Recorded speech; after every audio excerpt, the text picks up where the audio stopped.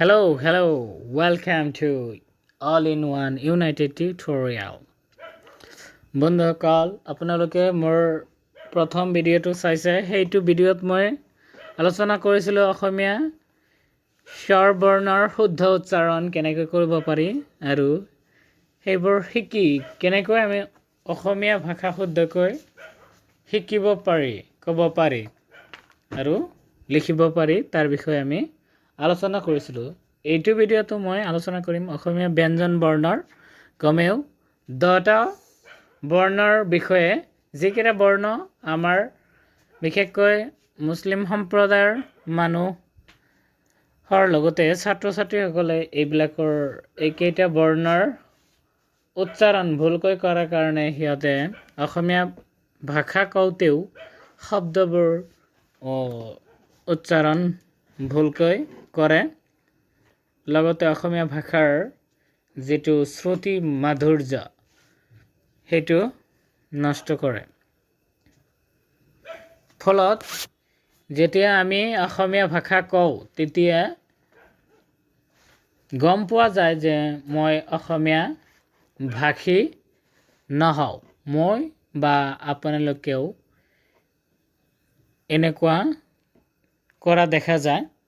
সেয়ে আমি সকলোৱে যাতে আমি আমাৰ অসমীয়া ভাষাটো শুদ্ধকৈ ক'ব পাৰোঁ তাৰ বিষয়ে আমি এই 10টা বৰ্ণ শিকি আমি প্ৰয়াস কৰিম কেনেকৈ অসমীয়া ভাষা শুদ্ধকৈ ক'ব পাৰি। যেনে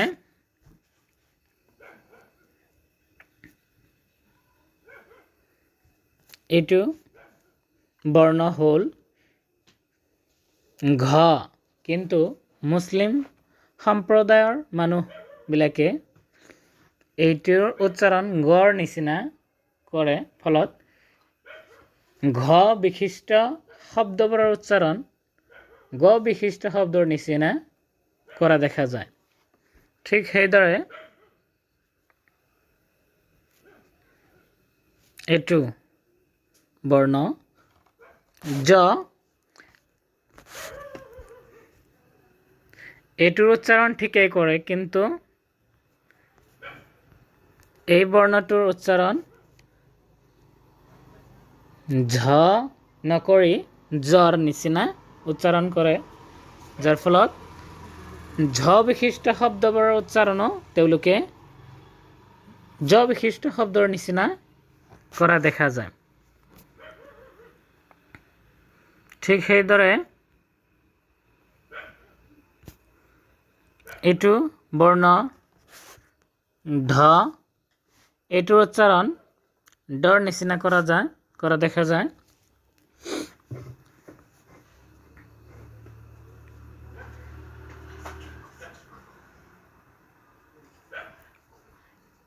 আৰু এটা আখৰ এইটো ধ, উচ্চাৰণটো হ'ল ধ, কিন্তু আমি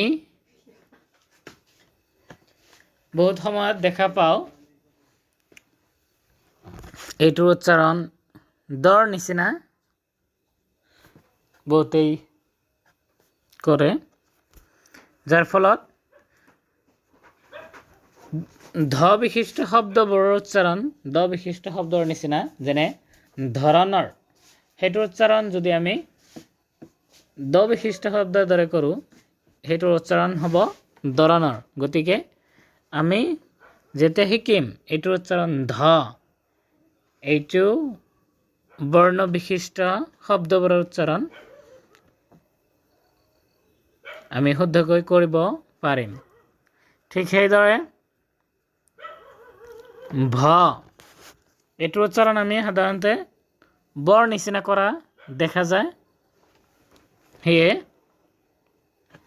যেতিয়া ভ বিশিষ্ট শব্দৰ উচ্চাৰণ আমি ব বিশিষ্ট শব্দৰ নিচিনা কৰা দেখা যায়। যেনে ভাৰত, ভাৰত শব্দটোক বহুতেই ভাৰত বুলি উচ্চাৰণ কৰে।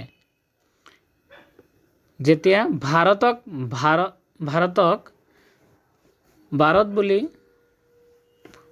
উচ্চাৰণ কৰা হ'ব তেতিয়া শব্দটো বহুত সম্পূৰ্ণ এটা বিপৰীত শব্দ পৰিণত হয় ঠিক সেইদৰে ভালক ভাল বুলি উচ্চাৰণ কৰা দেখা যায় গতিকে এইবিলাক বৰ্ণৰ শুদ্ধ উচ্চাৰণ কৰিব পাৰিলে আমি শব্দৰ উচ্চাৰণবিলাকো শুদ্ধকৈ কৰিব পাৰিম এনেকৈয়ে আমাৰ প্ৰয়াস অব্যাহত থাকিব যাতে আমি অসমীয়া ভাষা শুদ্ধকৈ ক'ব পাৰোঁ তাৰেই প্ৰয়াসেৰে মই কিছুমান ভিডিঅ' বনাই থাকিম আপোনালোকে চাই থাকিব মোৰ ভিডিঅ'বিলাক আৰু দিয়া পৰামৰ্শ আগবঢ়াব যাতে মই কিছু হ'লেও অসমীয়া ভাষা শুদ্ধকৈ উচ্চাৰণ কৰাত সহায় কৰিব পাৰোঁ উচ্চাৰণ কেনেকৈ কৰিব পাৰি আৰু অসমীয়া ভাষা কোৱাৰ কাৰণে সেইবিলাক ব্যৱহাৰ কৰি আমি শুদ্ধ অসমীয়া ভাষা ক'বলৈ শিকিব পাৰোঁ তাৰে কামনাৰে মোৰ ভিডিঅ'টো শেষ কৰিছোঁ